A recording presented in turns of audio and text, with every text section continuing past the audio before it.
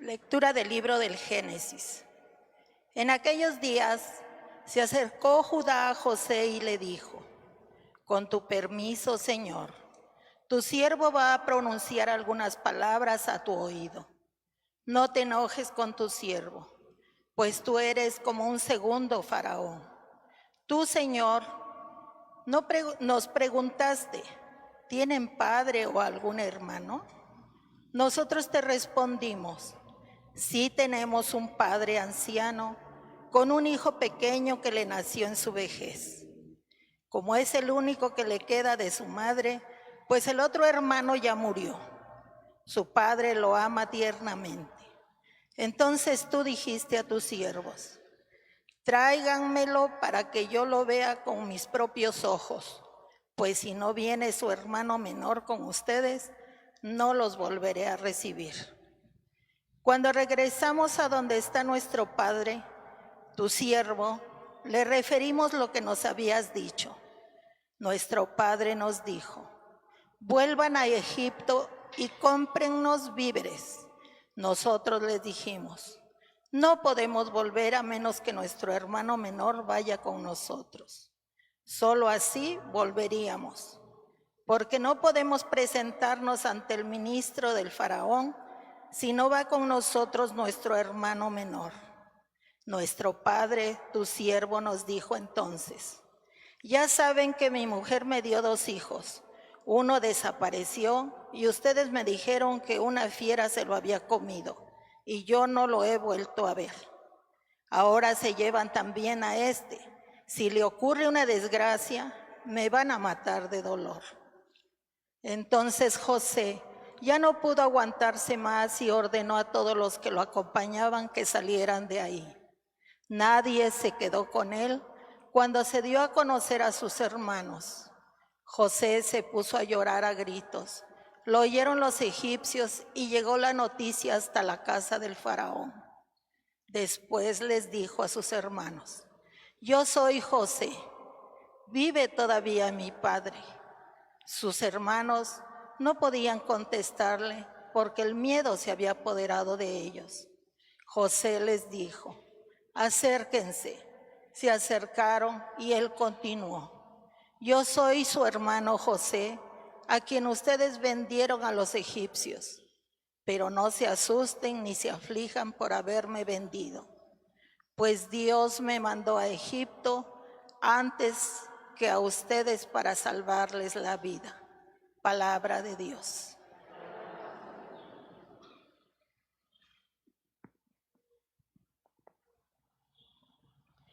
Recordemos los prodigios del Señor.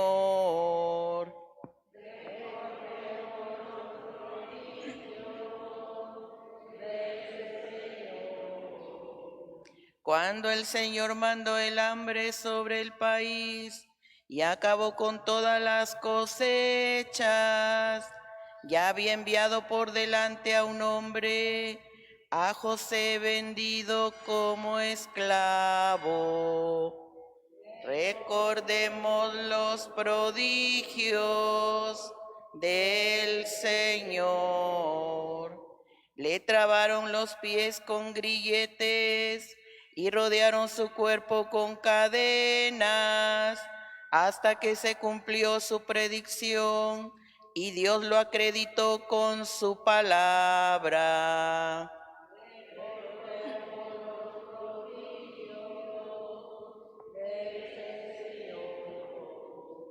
El rey mandó que lo soltaran. El jefe de esos pueblos lo libró, lo nombró administrador de su casa y señor de todas sus posesiones. Recordemos los prodigios del Señor. Aleluya, aleluya. Aleluya,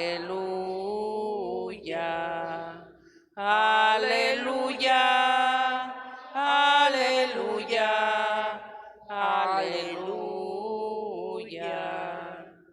El reino de Dios está cerca, dice el Señor. arrepiéntase y crean en el Evangelio. Aleluya.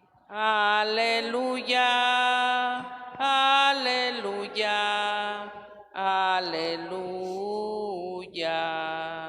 aleluya, aleluya, aleluya. El Señor esté con ustedes. Del Santo Evangelio según San Mateo. Envió Jesús a los 12 con estas instrucciones. Vayan y proclamen por el camino que ya se acerca el reino de los cielos. Curen a los leprosos y demás enfermos. Resuciten a los muertos y echen fuera a los demonios. Gratuitamente han recibido este poder, ejérzanlo pues gratuitamente. No lleven con ustedes en su cinturón monedas de oro, de plata o de cobre. No lleven morral para el camino, ni 2 túnicas, ni sandalias, ni bordón, porque el trabajador tiene derecho a su sustento. Cuando entren en una ciudad o en un pueblo, pregunten por alguien respetable y hospédense en su casa hasta que se vayan. Al entrar saluden así, que haya paz en esta casa, y si aquella casa es digna, la paz de ustedes reinará en ella. Si no es digna el saludo de paz de ustedes, no les aprovechará. Y si no lo reciben o no escuchan sus palabras, al salir de aquella casa o de aquella ciudad, sacudan el polvo de los pies. Yo le aseguro que el día del juicio Sodoma y Gomorra serán tratadas con menos rigor que esa ciudad. Palabra del Señor. Sentados.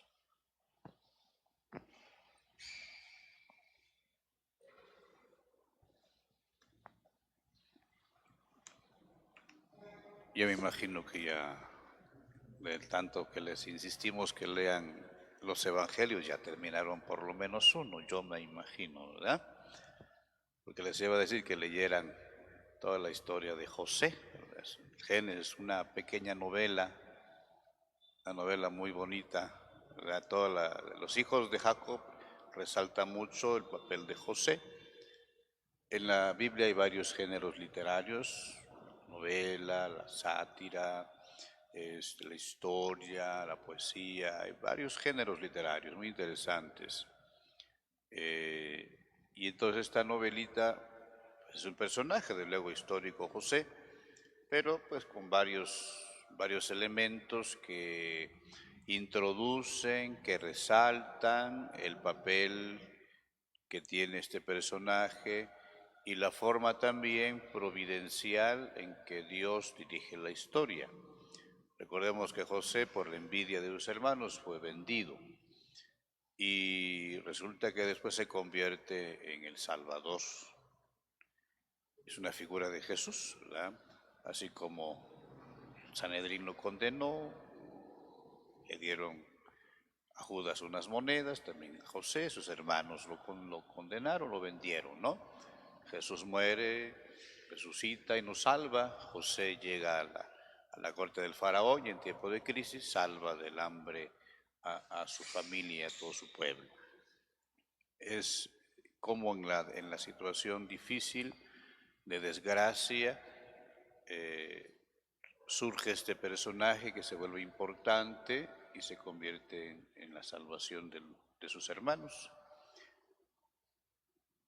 Todos los acontecimientos tienen un sentido, aún los acontecimientos desagradables, de tristeza, de dolor, etcétera, tienen algún significado, tienen una enseñanza.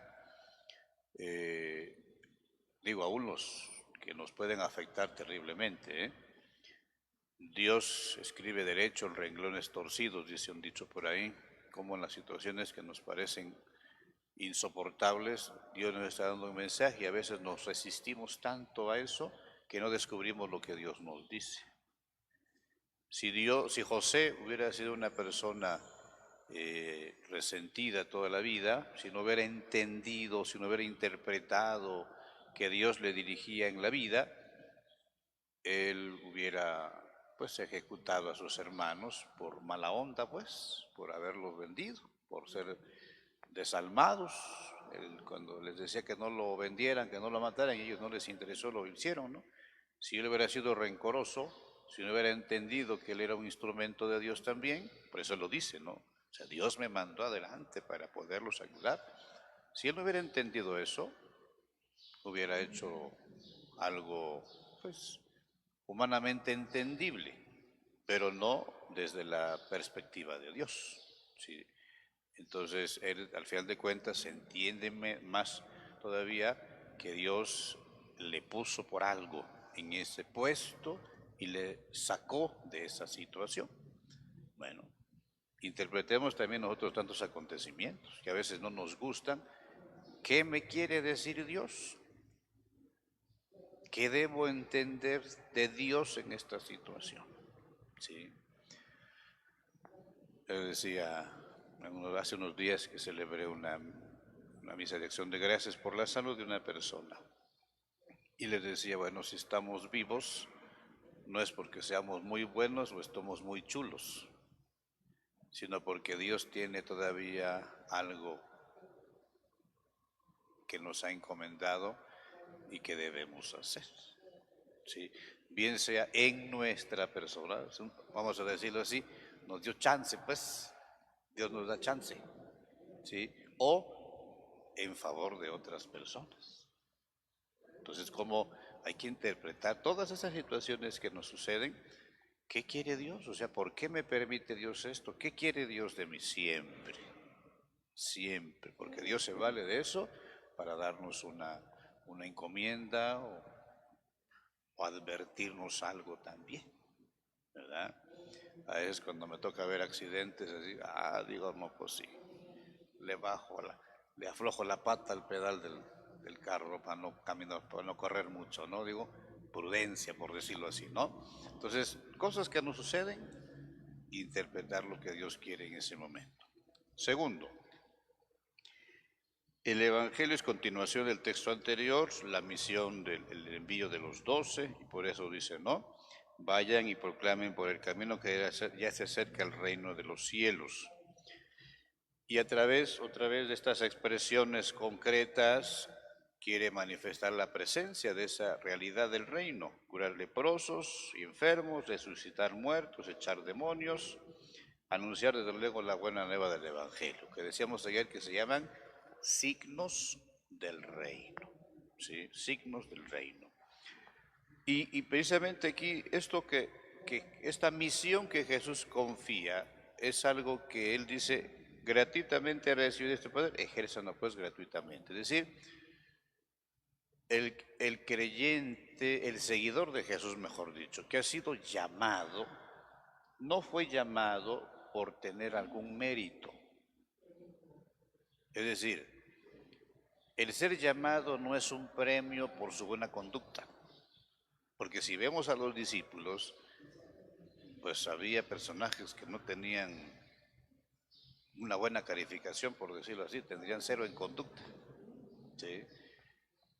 Dios los llamó porque Él quiso, Jesús los llamó porque Él quiso. Y entonces el llamado reconoce o debe reconocer que no ha hecho algo digno como para ser llamado. Entonces su respuesta debe ser generosa, espontánea, total, en correspondencia por esa gracia recibida. Todos recibimos gracias, dones de Dios, entonces esos dones son para que se pongan al servicio de los demás, en este caso, en la hora de la evangelización, en el anuncio del Evangelio. ¿Sí? Se nos llamó gratuitamente, se nos confió gratuitamente esa misión. Bueno, con toda la generosidad, dar lo mejor de nosotros en esa tarea. Lo mejor, siempre lo mejor para nuestro Señor. ¿Sí? Lo mejor de nuestra vida, lo mejor de nuestras habilidades, lo mejor. Creo que nuestro Señor, no tanto no es porque lo merezca, sino porque necesitamos también nosotros, en un acto de amor, corresponder a eso que Él nos da. Bien. Y luego también advierte no llevar cinturón, monedas, ropa, etcétera, para que eso no distraiga en la misión. Lo importante es el anuncio del Evangelio, lo importante es anunciar los valores del reino. No se admiten distracciones. Si llevas monedas de oro, de plata, pues vas a estar cuidando ahí nomás tu dinero, no te lo vayan a robar, no vas a malgastar, o sea, vas a estar cuidando eso y no el anuncio del Evangelio. ¿Sí? Entonces es lo que quiere decir esto, ¿no? Por eso esta misión no es exclusiva del sacerdote, del obispo, de la monjita o de algunos que se acercan a la iglesia, no, es de todo bautizado. Entonces la tarea evangelizadora es de todos nosotros. Y no solamente en el anuncio con la palabra, sino fundamentalmente a través de actitudes que manifiesten no solamente que sabemos lo que enseña el Evangelio, sino que más bien cuánto amamos a Cristo. Y es vivir lo que enseña el Evangelio no es porque lo hayamos aprendido muy bien con nuestra cabeza. Vivir el Evangelio tiene que ser una expresión de amor a Cristo. Si no vivimos el Evangelio, pues qué jodido anda nuestro amor, ¿eh? En serio, o sea, suena muy dominguera la expresión. Pero si no vivimos el Evangelio, es porque nuestro amor a Cristo está muy raquítico o no existe. Entonces sí, como que tenemos que sacudirnos pues el polvo, ¿verdad? Para poder nosotros ver cómo hace falta amar más a Cristo y por amor a Cristo hacer precisamente lo que Él nos encomienda, el anuncio del Evangelio a través de la palabra y del testimonio. Pidámosle al Señor pues que nos conceda el don de la perseverancia para que no seamos cristianos mediocres. Ese es el problema, que nos hemos conformado con medio hacer las cosas, ¿sí? Con irnosla llevando nada más así. Yo le llamo a ese tipo de cristianos sancochados. Porque saben de cocinar, lo hacen nomás, se ve por fuera que está cocido, ¿verdad? Pero por dentro está crudo. ¿Cuántos cristianos sancochados, ¿verdad? Por fuera se ve bonito, se ve que sí va a la iglesia, que sí reza, que sí, pero su corazón está verde, está crudo, no puede, todo sancochado está, pues, ¿verdad? Que no seamos cristianos sancochados, sino cristianos de a de veras. Pidámosle al Señor esa gracia, así sea.